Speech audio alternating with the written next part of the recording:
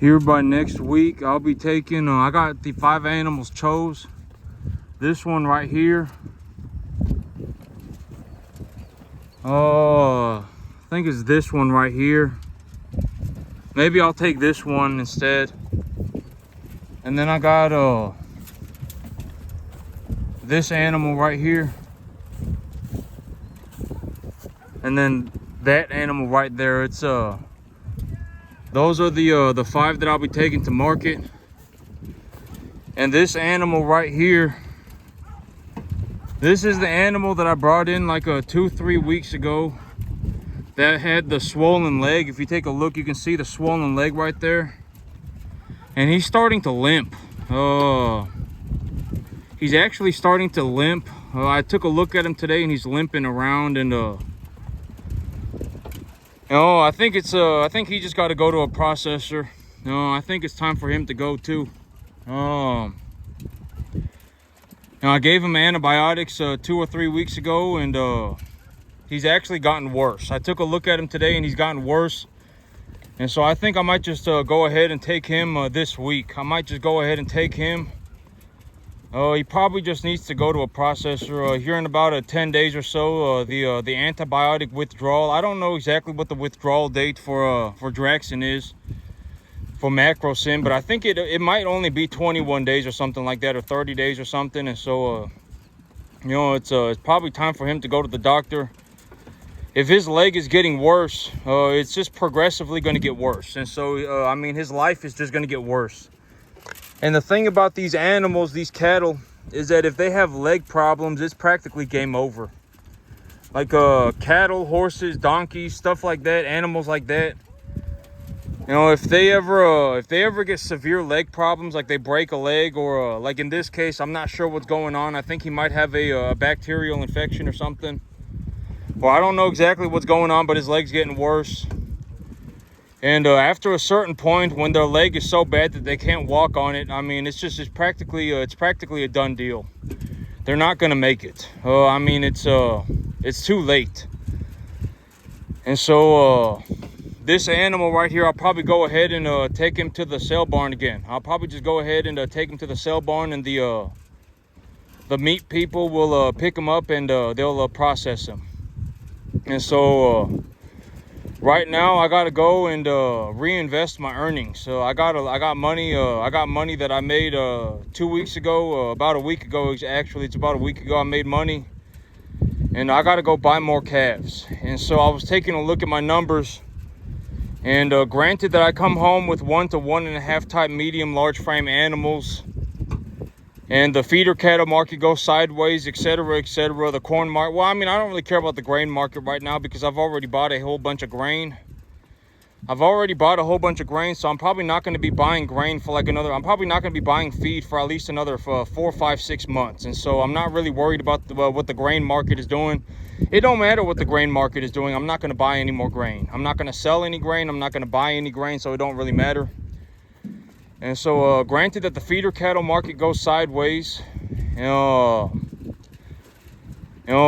be doing, I buy the animals at the, well, I was looking at the feeder cattle market, and it's kind of like a breaking news, I guess, in the cattle market. But the feeder cattle contracts for September have gone lower, and so, and this is it was all over the headlines, all over agricultural media.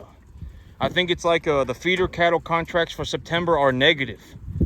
And so the feeder cattle market right now sitting at like 255, 260, or it might even be lower already. I mean, I wouldn't think that it was a good news for the cattle market for the feeder cattle contracts to go negative. And I didn't check the feeder cattle market this morning or yesterday, and so the feeder cattle market probably sitting at 250, 260, and the feeder cattle contracts for September are 252. And so, but this is what I was talking about, about a month ago. I actually said it's probably about to start happening. I said this about a month ago, right? I said this about a month ago, and I think we're relatively at the top of the cattle market. I just have I have my reasons to believe that we are at the top of the cattle market. And I gave you my reasons why, and yesterday it was all over the news. You know, it was all over agricultural media. The feeder cattle contracts for September have gone negative. And so we might actually start going down on the feeder cattle price. And, you know, from my understanding, corn this year is doing real good. And so corn, we don't have to really worry about corn. We don't really have to worry about corn going up just yet. But at a certain point in time, all it's going to take is one drought. I can almost guarantee it. I would be willing to legitimately bet 50 to 1. All it takes is one drought. If we have one you know, relatively bad drought, we have one relatively bad drought, and the futures contracts are just going to go ballistic in all directions. Corn prices are going to skyrocket. Cattle prices are going to tank. Everyone, oh my God, I can't find any water. My cattle are dying because I can't find any water. I'm liquidating my animals because I can't find any water.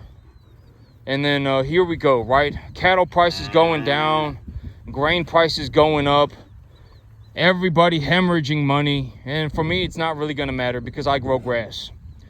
I mean, you know, I grow, you know, I'll figure out a well situation on my new field. And I was taking a look at my numbers, and I actually got this fly spray on me, but the animals all running in together scared the flies away. But right now, I was gonna say right now is a very good time to get the fly medication on the animals.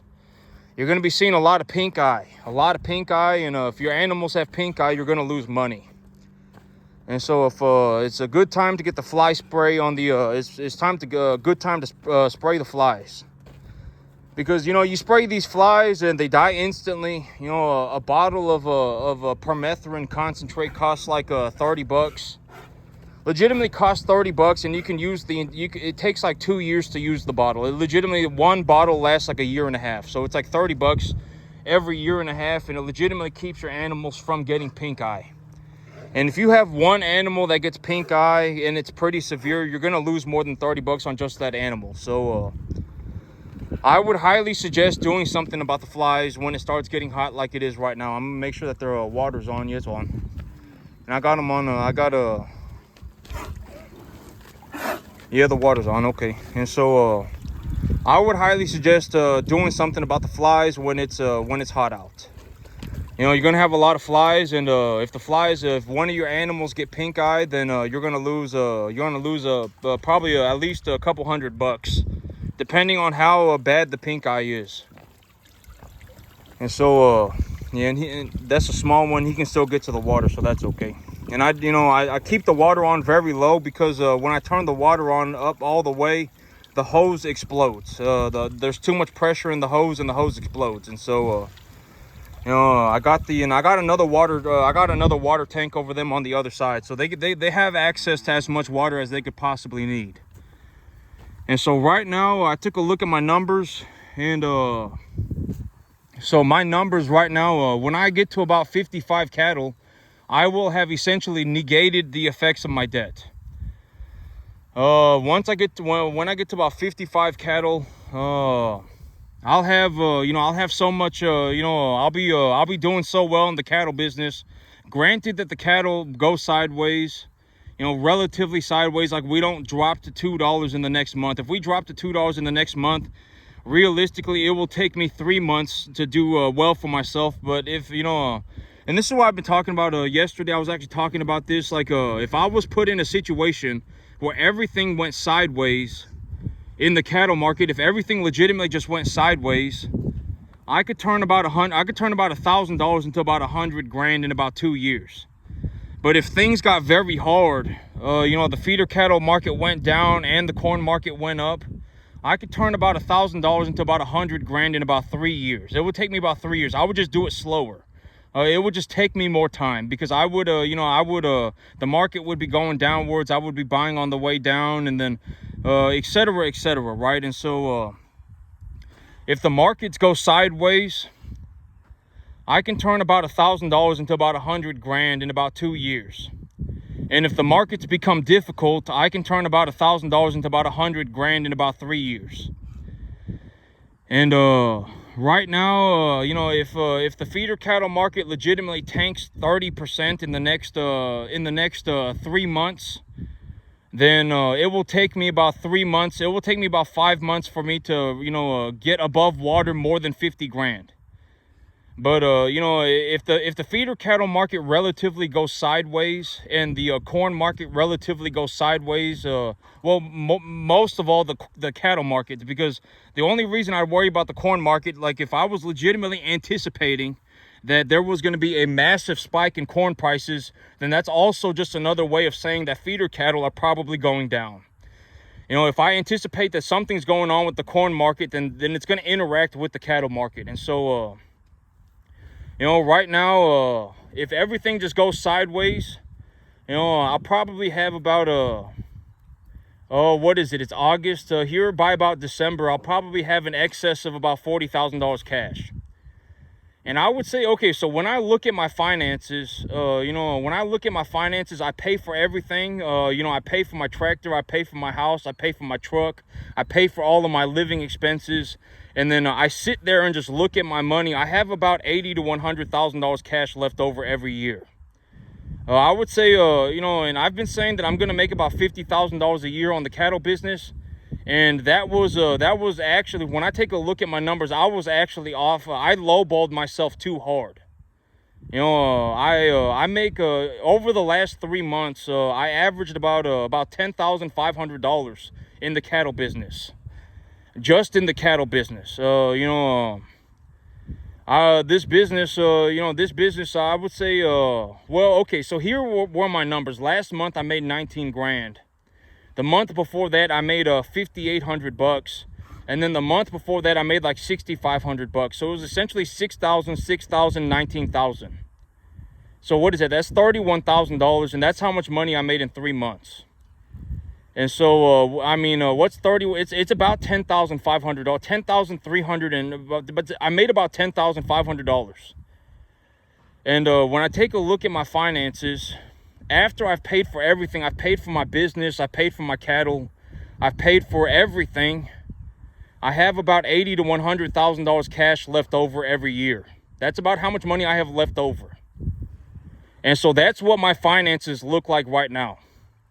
You know, I have a little bit more information that I've collected over the last several months. You know, I got my cattle right now. I'm taking a look at them, assessing my cattle for what do I believe they are worth right now. You know, the average weight of my herd is probably about 400, 450. And I would say that 80% or more of my animals are a 1 to 1.5 type medium large frame animal. And all of my animals are at a body conditioning score of 5 or higher. And so as of right now, when I take a look at the current state of my assets, I take a look at the feeder cattle market, and I take a look at the corn market. The corn market is kind of a secondary market. But when I take a look at all these things, and it's like I've purchased my feed already, I've purchased my corn already, I purchased my grains already, I've purchased my hay already, and you know, I'm feeding my animals this much every day, I'm giving them this diet, it's costing me this every day, and this is how much money I'm making. Right now, I'm even net positive on even my feed. Even the feed that I'm giving the animals, I am net positive. So every time I feed my animals, I'm actually making money on my feed. And so everything, practically everything that I am invested in right now is actually making me a positive return. You know, 2 years ago, hay was selling for $150 a bale, and corn was like, it was like $6, $7 a bushel for Texas corn. It was like $6, $7 a bushel. And legitimately, the price of corn has halved, and the price of hay has like dropped to 30%. And the feeder cattle market is still sitting at like within $5 of its all-time high. And so in these current market conditions, I am legitimately able to just buy a commodity type feed, mix it for my animals in the correct proportions, and feed it to my animals. And when I feed it to my animals, I am actually making money on my feed. And so when I take a look at my money, and it's like, you know, I brought home about $31,000 in the last 3 months. Almost all of that is net positive money, because, you know, it's like if I take, okay, and here's a way to look at it. If let's say I've been averaging $10,500 a month, right? I've been averaging $10,500 a month in the cattle business. If I take that $10,500 and I buy, let's say to make that $10,500, I had to sell 8 cattle. I had to sell 8 cattle, and when I sold 8 cattle is a lot. I did not sell 8. If I on a month where I sell 8 cattle, I make about 14 grand.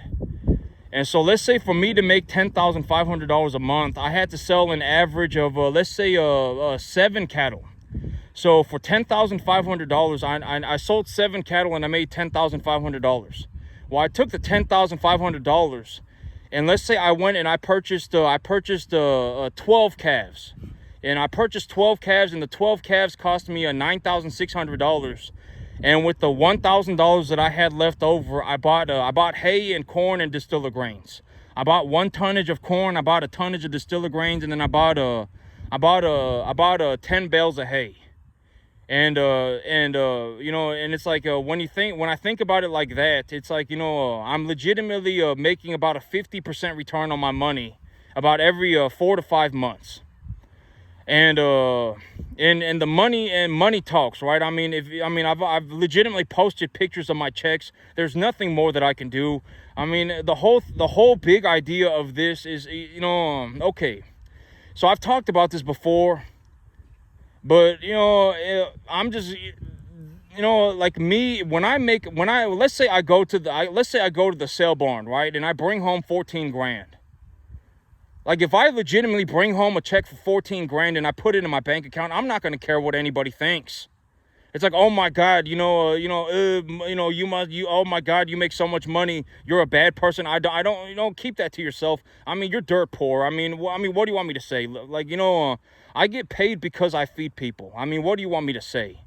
Legitimately, it's like, oh my God, you know, it's like, and it's like, you know, and I was talking about this yesterday, but I might actually hold the world record. I'm not sure, but I might actually hold the world record for the most money made on a 10-acre field running commercial cattle. I might, you know, making $14,000, making $11,000 a month on a 10-acre field running commercial cattle is a pretty drastic amount of money.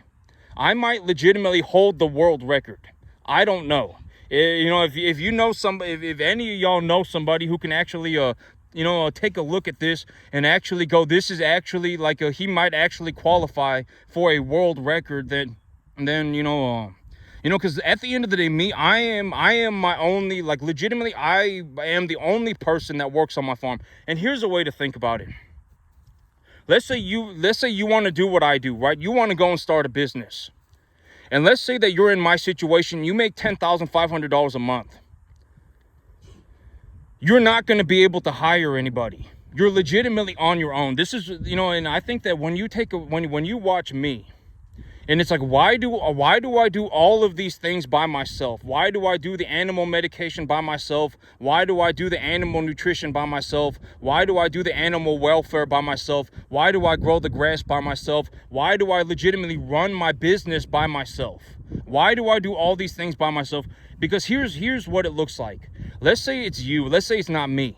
Let's say it's you, that you started a business and you're making $10,500 a month, right? Let's just say it's not me, it's you. You started a business and you're making $11,000 a month. Who are you possibly going to hire? Nobody, right? I mean, legitimately, if I had to pay one person, if I legitimately paid one person $3,500 a month, this business would no longer even be valuable to me. I would not even bother running this business anymore. It's like, well, you know, it's like I make what, 7 grand a month. It's just whatever, right? I don't have the money to even hire one person. And so when you watch me and you see me doing all of these things by myself, it's like I live where I work. I legitimately work 7 days a week, right? I work 15 hours a day. There's a reason for these things. It's because legitimately, and it's like, if you are going to go and do this yourself, you have to realize that you are on your own. Nobody is going to help you. Nobody. You're going to have to come to that realization. Like, legitimately, if you want me to come and take a look at your farm, you're going to have to pay me 50 grand for 2 hours. And I will come and take a look at what you're doing. Because at the end of the day, I 50 grand is such a pathetic amount of money. I will legitimately make 50 grand extra just running cattle on my own farm over the next 4 months. On this 10-acre field, I'll make an excess of about $80,000 to $100,000 a year. Legitimately just leftover cash. Why would I leave my farm to go and, it's a waste of time. And I've already talked about it, but here's a way to think about it. Let's say you're in my situation. You're in a situation where you're growing about 75,000 pounds of beef a year. You're growing about 75,000 pounds of beef a year, right? That's why I get paid, because I grow about 75,000 pounds of beef a year. That's ultimately why I get paid. Why would it really benefit anybody if I left my farm to go and hold somebody's hand that is borderline a bum? And I've already talked about the big idea of being borderline a bum. And most of everybody is going to be a borderline bum their entire life. Like, let's say you want to be a farmer, and I went and got a homeless person off the side of the road. And granted that this homeless person did not have major problems, like they were just homeless because they chose to be homeless. They're not on drugs, they're not drinking all the time, whatever it may be. They just chose to be homeless. They're kind of an average person. They just chose to be homeless. Let's say I go and I get that bum, and I put that bum on a field, and then I put you on a field. Any person, legitimately. Almost anybody. This is the idea of you are 1 foot away from almost everybody. Probably 90% of the population of the earth is 1 foot away from being a bum at all the time, their whole life. And it's like, if I got a bum off the side of the road, and I got you, and I put you both on a field, any one of you on a field, that bum would relatively do about as good as you. Why, and it's like, that's what I mean by you're 1 foot away from being a bum. If you put a bum on a field and you put me on a field, I would obliterate that bum, right? You said, both of you have to go farming, I would legitimately, I would do substantially better than that bum. I mean, it would be like miles of difference. And speaking about bums, yesterday I actually thought it was kind of, it wasn't funny, but it was kind of funny. But there was a bum. He was at a grocery store about 10 blocks away, about 5 blocks away. And I actually know this guy because he sleeps behind the building, and he does a bunch of drugs. And I don't know the guy, but I see him around all the time because he sleeps behind the building. And one time, the first time, it was super cold outside, and he had started a dumpster fire. And we told him, you can't light fires back here because, I mean, it's a risk to the building. And then the second time, he was so high that he came into the store, and he thought that the cashier at the store was his drug dealer, and he was trying to buy drugs off the cashier. And this guy yesterday, I don't know what happened to him, but he was at a grocery store about 10 blocks away. And he was threatening to shank people, threatening to shank a police officer or a security guard or something. And the police officer chased him for like 2 miles on foot. And it was like 106 degrees outside, and the guy ran into the store. I guess, he ran into the store, and I actually thought that this was kind of funny. But he ran into the store, and the crackhead had no shoes on, legitimately barefoot, running on hot concrete. It's like 106 degrees outside, ran 2 miles. And the police officer chased him on foot into the store. And the police officer was a pretty well-built guy. I mean, he was just, you could tell that the guy worked out. And then I realized something when I took a look at it. I told the police officer, like, I know this guy. He lives behind our building. He sleeps behind the building all the time. I don't know the guy, but I know that he's crazy because I've legitimately watched him do drugs for like the last 2 years. Like, sometimes he'll legitimately come in so high that he'll try and buy drugs off the cashier, and we don't sell drugs. I mean, we're just a regular store. I mean, and he'll come in and try and buy drugs off the cashier sometimes, and he legitimately gets that high. And I don't know the guy, but I know that he stays here, and I know that he's crazy because he does a bunch of drugs. And the crackhead legitimately ran for 2 miles on foot, barefoot, across 106-degree Fahrenheit pavement for 2 miles and was legitimately not gassed at all. Like, he looked like he could legitimately run another 10 miles. And the police officer, well-built guy, must have been maybe a 50 years old, older fella, older man, and he was well-built. I could tell that he obviously worked out. He was not like a donut-eating cop, and the man was gassed. I mean, he was gassed. I mean, he was sitting there holding on to his vest, and he was sucking in air. I mean, he was and so I kind of I was trying to help him get his, because he ran into the store, and when he ran into the store, he was severely gassed, and the crackhead looked like he could run another 10 miles, and so I kind of, I walked up and I told him, and I was kind of trying to like corner him into a corner so that he wouldn't go running off again, and I actually thought it was kind of funny. But it's like legitimately, like, if you're in a bad situation, if you can run for 5 miles, you can probably get away from 98% of any bad situation. I mean, legitimately, cardio is your best, is like the best thing that you could possibly have. I mean, legitimately, if you're in a bad situation, if you can run for 5 miles, I mean, you're pretty much good to go. I thought that was kind of, I'm not saying it was funny, because the police officer was doing his job, and he was legitimately worried that he was going to get stabbed. And so, and he was chasing this guy around for about 2 miles, and they ran into the store, and the crackhead, I mean, legitimately looked like he could run another 10 miles. I mean, not breathing hard at all, was barefoot, running on hot cement, and a police officer was chasing him. And I was like, dang, I thought it was kind of funny. I'm not saying that it was funny, like I was sitting there laughing. I mean, I was trying to help the police officer, because I mean, it's like these crackheads, every once in a while, like they can't find their crack. And so they'll go and they'll smoke meth, and then when they change up their drugs, it'll mess them up real bad. And then you end up in a situation like where you have people cutting their faces open. They'll smoke a bunch of meth, and they'll start cutting their faces open, and then they'll go around and they'll threaten to stab people, and they'll they'll go into do all sorts of crazy stuff, right? And so I was like, I'm not sure what happened, and I thought about it, and I was like, if this guy actually went to jail, it would probably be good for him.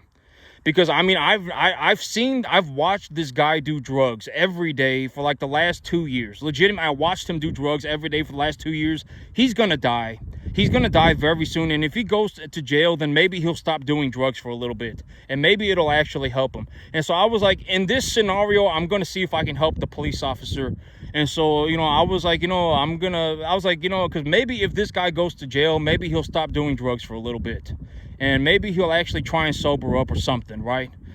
And so, yeah, but I was like, I thought it was kind of funny. I mean, the crackhead, legitimately barefoot, running around 106 degrees Fahrenheit. I got in my truck about 10 minutes later, because I had to run to the bank, and my truck said 106 degrees Fahrenheit.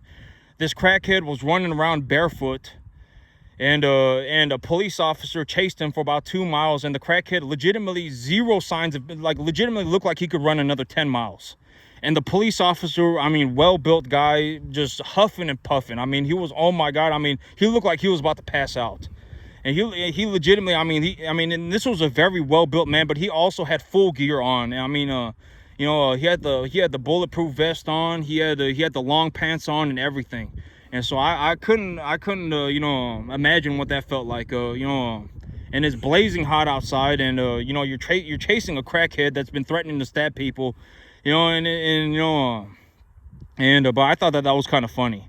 But today I actually went out and I re-zeroed my rifle. I got it zeroed. My rifle is zeroed again, and I'm zeroed for 25, and I'm good to go on that. And I realized, okay, so this is one thing that I realized about my handgun, is that I've been talking about when I talk about optics on a handgun, I like my red dots.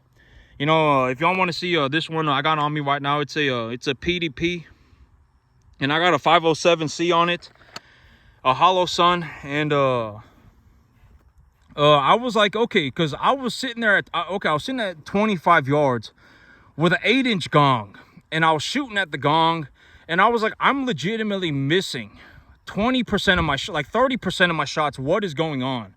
And then I realized the thing about, okay, and this is also one of the things about red dots. The thing about having a red dot on a pistol that I don't like is that when you carry it around, it's going to get a lot of dirt on it. You're going to have to clean it probably once every like 3 days or so. I mean, you're going to have to I legitimately clean my red dot probably twice a week. And still, even then, it smudges up real bad. And I don't know what happened, but one of the bolts on one of the screws on my, or both of the screws or something, came loose on my red dot. And so I was like, and so I was taking a look at it today, and okay, because here's the thing, it's like I had a Glock 19, and I just cannot shoot a Glock 19 for crap. I don't know why. Even at 25 yards, I will miss an 8-inch gong like 30% of the time. I don't know why, but I just can't shoot a Glock 19. I think that is because for a very long time, for about 2 years, I carried a 365. For 3 years, I carried a 365, and a 365 is a very small. The grip of the gun is very small, and so you can legitimately just death grip the gun with one hand, and then you're good to go. But with a Glock, if you death grip a Glock, it will legitimately like push the gun into your hand, and it will legitimately cramp your hand. I don't like the grip module for a Glock. It cramps my hand real bad, and I can't shoot it for crap. On an 8-inch target, I will legitimately miss about 30% of the time. And today I was shooting my PDP, and I was like, I am legitimately shooting this PDP worse than my Glock. Like, I am missing like 40-50% of my shots. And then I realized what it was. The screw on my my red dot somehow came loose. And so I was like, oh dang, like I didn't even think, like, it has Loctite on it and everything. I don't know how it came loose. I got blue Loctite on it and everything. I don't know how it came loose. But, I turned my optic off, and I was shooting iron sights, and I legitimately did not miss one shot. I hit all 10 for 10. And so, I don't know exactly what was going on with my, with the red dot, but, the screws on my red dot came loose. That's something that can happen. I didn't even consider that. And so if you, I don't know, if any of y'all carry a gun with a red dot on it, make sure that the screws don't come loose. I didn't even know that could happen. And my red dot is off by about half a post to the left. And so that's why I kept missing. Because I was legitimately aiming probably, like if I was aiming directly at the middle of the target, it was probably hitting about 4 inches, about 3 inches to the left. And so I got that figured out today too, and all of my guns are zeroed. I got my guns re-zeroed. I zeroed it for a 1 inch, 1.5 inches low, and dead on in the center for 25 yards for my 5.56. Those are the zeros for my weapons. That is how I zero my weapons. I'm not saying that you need to do it this way. I'm just saying that that's how I do that's how I zero my rifles. That's how I zero my rifle, and that's how I zero my handgun. My handgun hits about dead center at 25-35 yards, and I've got a co-witness sight on it and a 507 hollow sun. And then on my AR-15, I have a 1-to-8 LPVO first focal plane, and I zeroed it 1 to 1.5 inches low and dead in the center at 25 yards.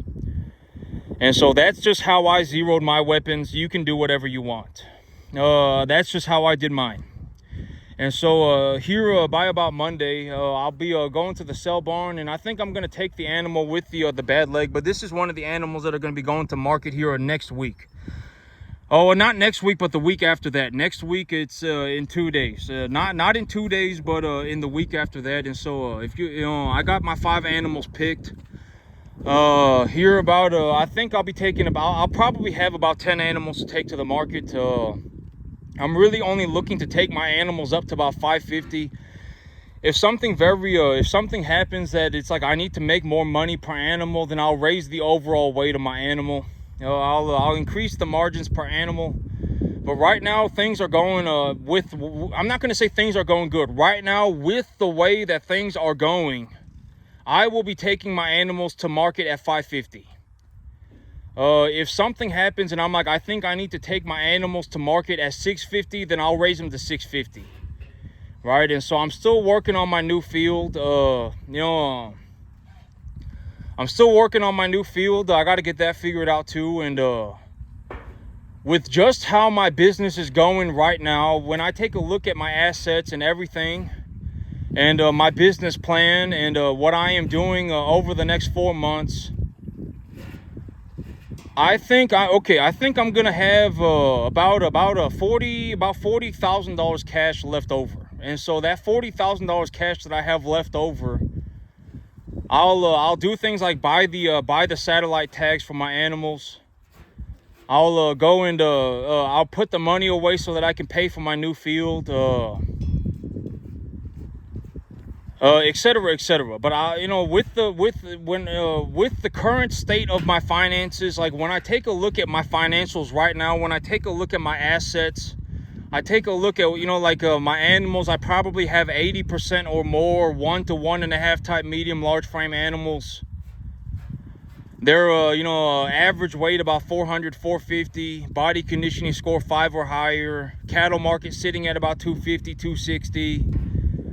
I paid about an average of about $200 for a ton of feed. I paid about 10 cents a pound for feed, and I feed these animals about 4% of their body weight a day, about 3.25% in dry matter, and I give them a 65-70% TDN, 12 to 14% protein feed, etc., etc. When I take a look at my numbers for what they are right now, and then I take a look at the futures markets for cattle and corn, when I make a reasonable estimate for where do I think the markets are going to be in 4 months, and when the markets are like this over the next 4 months, then this is how much money I'm going to make. That's how I come up with my estimates.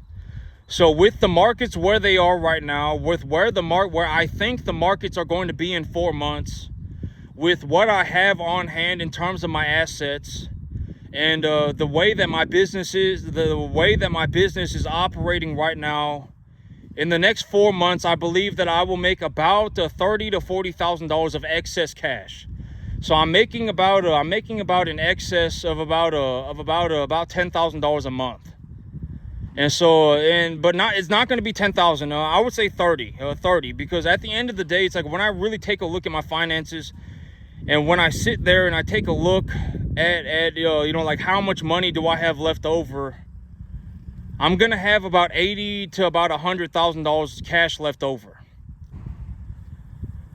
And so and that's after I've paid for everything.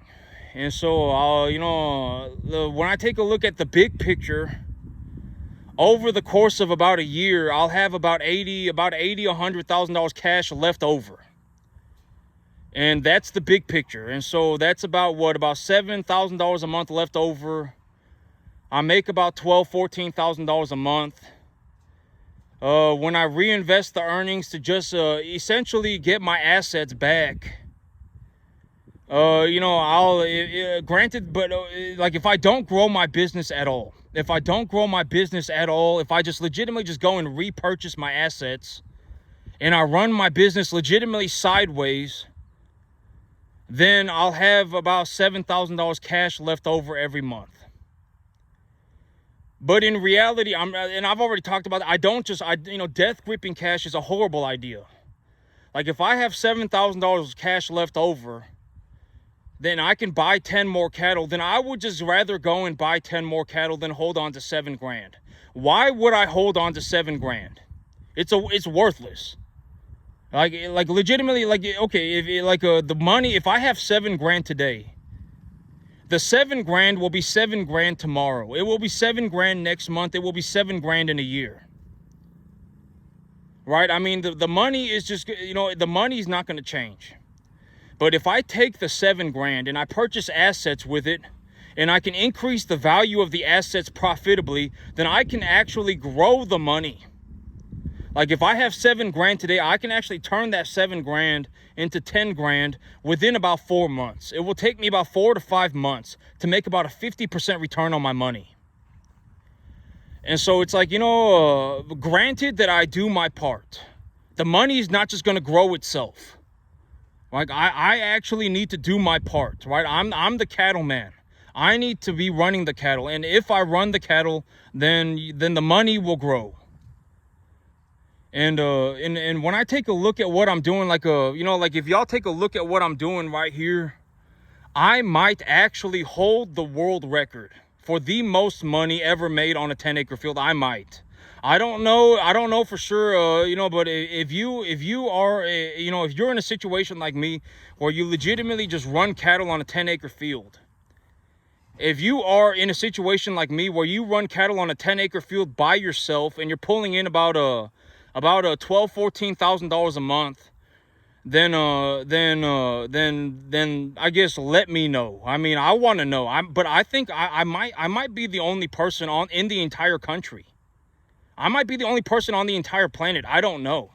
Like, I might actually be the only person that is making this much money on a 10-acre field. I might be the only person on the entire planet, legitimately. When I was taking a look at what I was doing, I was like, this might be a 1 in 10 million, but it's not. It's even worse. Like, when I take a look at just how much money I've generated on this field, in terms of the overall economy, everything, not just farming, I'm already like 1 in 175,000. There's only 20,000 people in the entire country that made as much money over the last 365 days as me. Only 20,000 people in the entire country. And I would almost guarantee that I am the only farmer. I would almost guarantee that I am the only farmer. And you know, me having done this on a 10-acre field is actually pretty incredible. And so I originally thought that my farm was a 1 in 10 million, but it might be 1 in a billion. It might be 1 in 100 million, something like that. It might be 1 in a billion. I'm not entirely sure. But like, if you know anybody, or you know, if you yourself happen to be a person, you know, you're running cattle on a 10.5 acre field, and you're making as much money as me, you're legitimately bringing home $14,000 a month, then let me know. Like, I actually want to know. I want to know, because I actually think that I might actually hold the world record for the most money made on a 10.5 acre farm running commercial cattle. I think I might actually hold the world record. I don't know. But you know, I was taking a look at my numbers, and I'm actually gonna go and pen up the animal with the bad leg. And so that's it for me today, YouTube. Y'all have a good one.